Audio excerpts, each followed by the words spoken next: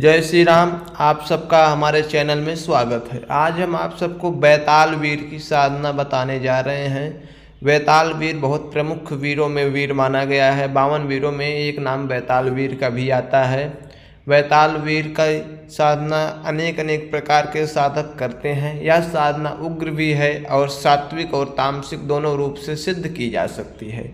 आज हम आप सबको सात्विक विधि से सिद्धि प्राप्त करने के लिए बैताल वीर की साधना बताने का प्रयास कर रहे हैं।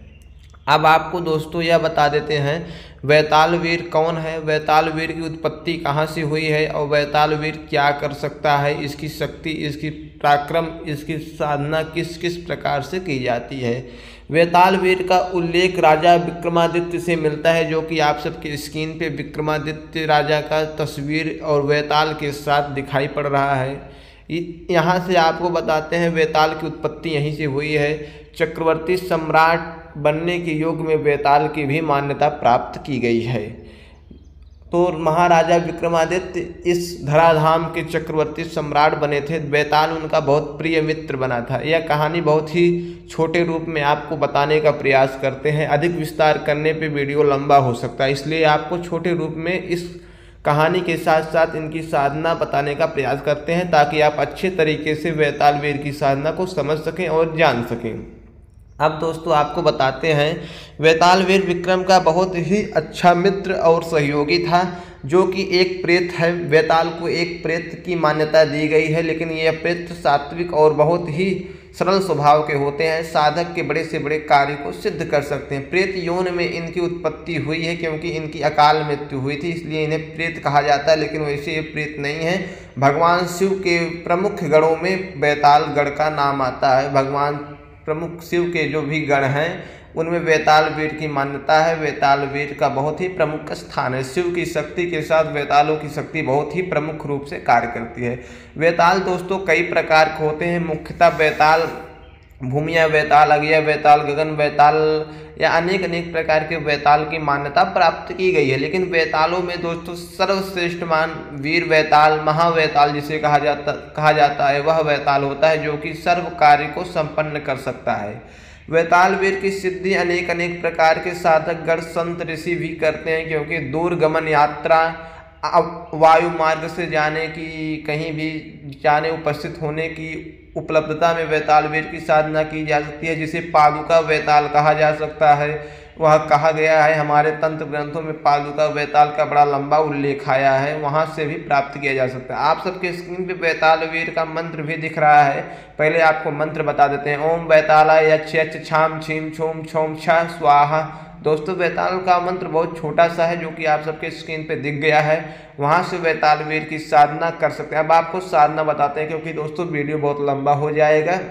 वीडियो लंबा हो जाने पर आपको साधना अच्छे से समझ नहीं आएगी। बैताल वीर की साधना अधिकतर शमशानी क्रियाओं के द्वारा की जा सकती है, लेकिन सात्विक प्रकार से साधना की जाती है। आज हम आप सबको सात्विक रूप से साधना बताते हैं, जो कि बहुत जल्द से जल्द यानी कि 11 दिनों में पूर्णता सिद्धि प्राप्त होती है। बैताल वीर प्रत्यक्ष दर्शन भी दे देता है। अब आपको दोस्तों बताते हैं शमशान में या किसी उजड़ या एकांत स्थान का आप चुनाव करें। हमारी अगर विचार से माना जाए तो एकांत स्थान पर मैंने कई साधकों को बैताल वीर की साधना कराई है। एकांत स्थान का चुनाव करें जहाँ पे एकांत हो, कोई छेड़छाड़ न करे आपके साथ। वहाँ बैठकर पूर्व दिशा की ओर मुख कर लें।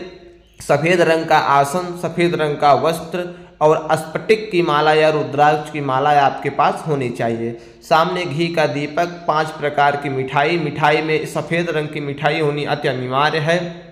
और एक पात्र में यानी कि गिलास में जल रखना है। फूलों की माला, चमेली के फूल या पुष्प या गुलाब के पुष्प, किसी भी पुष्प की माला बना के आप अपने पास रख लेंगे। धूप बत्ती करेंगे। धूप बत्ती करने के बाद दिए गए मंत्र का आप जप करेंगे। मंत्र जाप से पहले गणेश भगवान का, गुरु, सरस्वती और अपने इष्ट का मंत्र का जप या उनका ध्यान अवश्य करेंगे। गुरु का पूजन अवश्य करेंगे। इसके बाद आप इन मंत्रों का जप करेंगे। या मंत्र का जप आप सबको 21 माला प्रतिदिन करना है। 11 दिनों तक प्रतिदिन 21 माला मंत्र का जप करना है। और सरसों के तेल से, शुद्ध सरसों के तेल से 11वें दिन हवन करना है। हवन आपको 1100 आहुति प्रदान करनी है, यानी कि 1100 आहुति प्रदान करनी है। आहुति प्रदान करने वाले समय के दिन यानी कि 11वें दिन आपके पास एक पुष्प की माला और बैताल के लिए आपको हवन करने के लिए सरसों के तेल, 5 प्रकार की मिठाई और जल किसी गिलास में रखना है। और साधना करने के बाद, हवन करने के बाद बैताल हाहाकार मचाते हुए, ध्वनि कंपन करते हुए आपके सन्मुख आएगा। बैताल जब आपके सन्मुख आ जाए उसे प्रणाम करें। प्रणाम करने के बाद उसे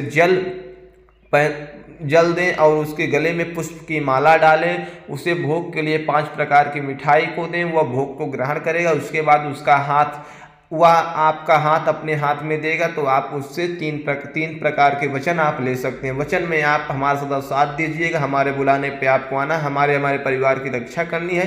इस प्रकार से आप वचन अगर ले लेते हैं तो बैताल आपके अधीनस्थ होकर जीवन पर्यंत चिरकाल तक आपकी सेवा करेगा और आपकी सभी प्रकार की मनोकामनाएं पूर्ण करेगा।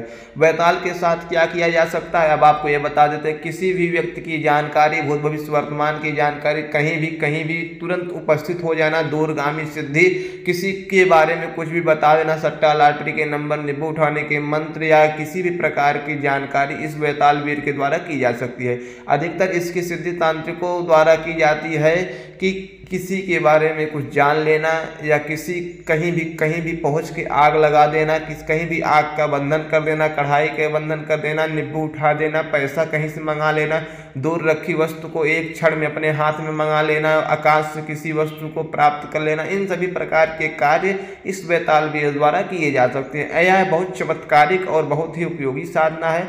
शुद्ध सात्विक रूप से यह साधना बड़े शीघ्र और जल्द से जल्द सिद्ध होती है। आप इस साधना को अवश्य करें। जय श्री राम, जय हनुमान जी महाराज।